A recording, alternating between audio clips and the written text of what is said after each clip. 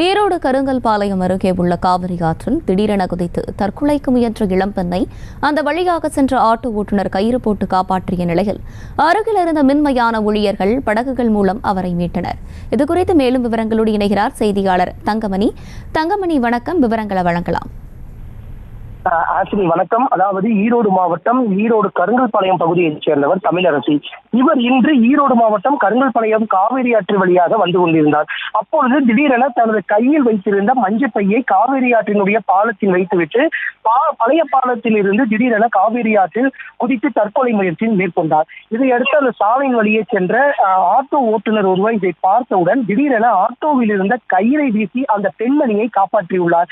அந்த பெண்மணி பாலத்திற்கும் தண்ணீருக்கும் இடையே சிக்கி தவித்த நிலையில் அங்கு விவரங்களை வழங்கியமைக்கு நன்றி தங்கமணி. செய்திகளை உடனுக்குடனும் துல்லியமாகவும் தெரிந்து கொள்ள சப்ஸ்கிரைப் பண்ணுங்க.